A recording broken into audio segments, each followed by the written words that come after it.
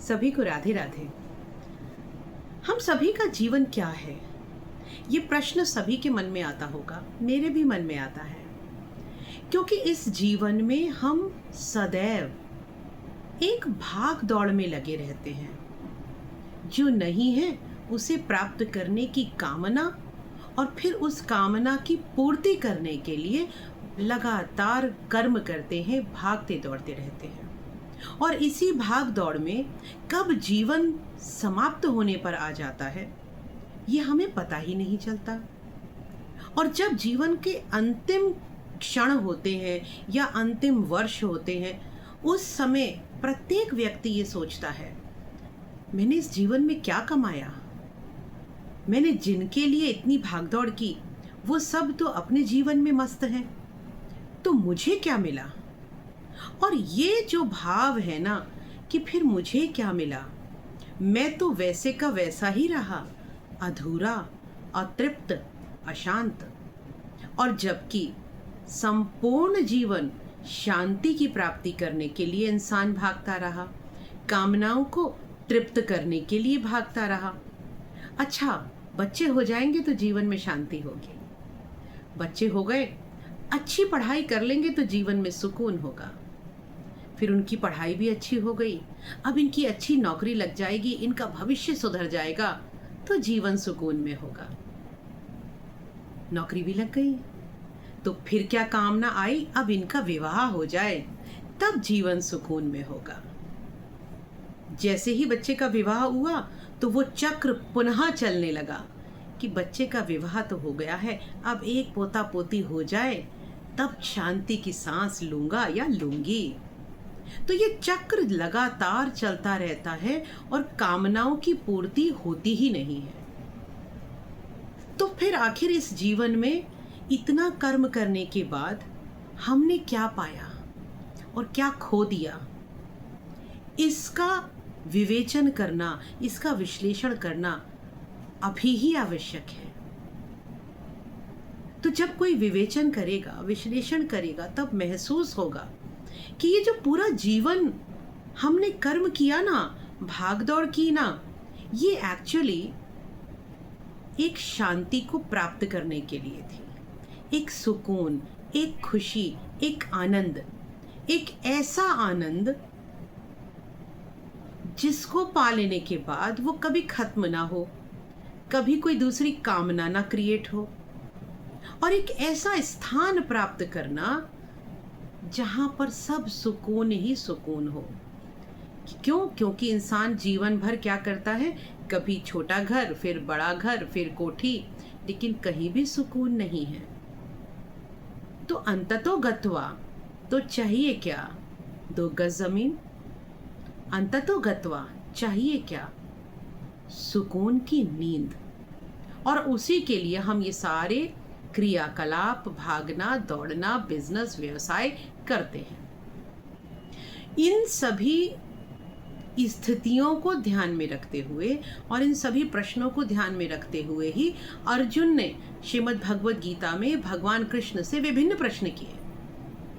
जब विभिन्न प्रश्न कर लिए और पूरे 18 अध्याय लगभग पूर्ण होने पर आ गए, तब भी अर्जुन के मन में ये जिज्ञासा बनी रही, जैसे हम इंसानों के मन में बनी रहती है ना। जीवन समाप्त होने पर आ गया, लेकिन फिर भी कामना बनी हुई है, वो वाला बेटा सुकून में नहीं है, उसके बिजनेस लग जाता ठीक से तो अच्छा होता है ना। अंत समय में ही कामना रहती है। तो सेम वे में 18 अध्याय पूर्ण होने पर आ गए, फिर भी अर्जुन के मन में बार बार प्रश्न उठता है और वो कहता है कि हे कृष्ण, तुम मुझे बस इतना बता दो, क्या करने से सुकून और शांति मिलेगी, कौन सा स्थान ऐसा होगा जहां मैं सुकून में रह सकूंगा। बेसिकली अर्जुन हम सबके मन की व्यथा को भगवान कृष्ण के सामने रख रहे हैं।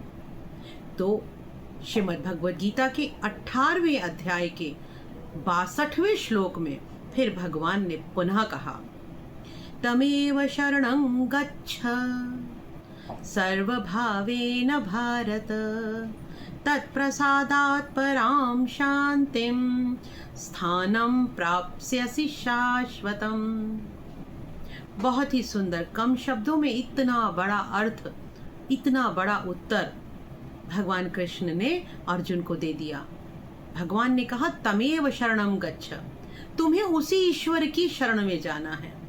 अब वो ईश्वर कौन सा है? सर्वभावेन भारत, तुम उसे जिस भी भाव से भज रहे हो, यहाँ समझने की आवश्यकता है, जिस भी भाव से तुम उस परम पिता परमात्मा की पूजा अर्चना कर रहे हो, तमेव शरणम, उसी की शरण में चले जाओ। यहाँ पर ना भगवान ने सारे ऑप्शंस खत्म कर दिए, सारे विकल्पों पर एक पूर्ण विराम लगाया। उन्होंने कहा मत भटको इधर उधर, जिसकी भी पूजा अर्चना कर रहे हो, अब वो हनुमान जी हैं, वो देवी माँ हैं, वो शक्ति की उपासना है, वो शिव की उपासना है, वैष्णव संप्रदाय है, रामानंदी संप्रदाय, कोई भी संप्रदाय हो, कोई भी पूजा पद्धति हो, यहाँ भगवान कृष्ण ने बड़ा क्लियर कहा है, सर्वभावेन, कोई भी पूजा पद्धति हो। तो इसीलिए कहा जाता है कि जो श्रीमद् भगवत गीता है ना, वो सिर्फ हिंदू धर्म की नहीं है, वो सनातन है, वो सबके लिए है। क्योंकि यहाँ पर उस परम पिता परमात्मा ने, जिसका कोई आकार नहीं है, कोई रंग नहीं है, कोई रूप नहीं है, जो सिर्फ एक ऊर्जा है, उस ऊर्जा ने स्पष्ट निर्देश दिया है भगवान कृष्ण के माध्यम से अर्जुन को स्पष्ट निर्देश दिया कि तमेव शरणं गच्छ सर्वभावेन भारत। हे पार्थ, तुम्हें उसी की शरण में जाना है, उसी को सरेंडर करना है जिसकी तुम पूजा करते हो। जिस भी पद्धति से पूजा करते हो उसे सरेंडर कर दो। पद्धति बदलने की आवश्यकता नहीं है, अपना इष्ट बदलने की आवश्यकता नहीं है, अपनी पूजा करने का तरीका, आपकी जो विचारधारा है उसे बदलने की आवश्यकता नहीं है, सरेंडर करने की आवश्यकता है। सरेंडर कर दो। इससे क्या होगा? अर्जुन ने पुनः पूछा, सरेंडर करने से क्या होगा? तो सरेंडर करने से क्या होगा? तत्प्रसादान पराम शांति, उसी के प्रसाद से, उसके खुश होने से वो तुम्हें उपहार स्वरूप दे देंगे शांति। कौन सी शांति? वो शांति देंगे, स्थानम प्राप्स्यसि शाश्वतम, तुम्हें वो शांति मिलेगी, वो स्थान मिलेगा, वो सुकून मिलेगा जो कि शाश्वत है, जो कि कभी भी नश्वर नहीं होगा, जो कि कभी भी खत्म नहीं होगा। वही तो तुम्हें चाहिए। और इस श्लोक को कहने के साथ भगवान कृष्ण ने ये सोचा कि अब तो अर्जुन को मेरी बात समझ आ ही गई होगी। तो यहाँ इस वीडियो में भी मैं आपको यहीं तक छोड़ती हूँ कि शायद अब तो बात समझ आ ही गई होगी। लेकिन अगर अभी भी समझ में नहीं आई है तो कमेंट पर लिख सकते हैं, फिर आगे की वीडियो में बात करेंगे। तब तक के लिए राधे राधे।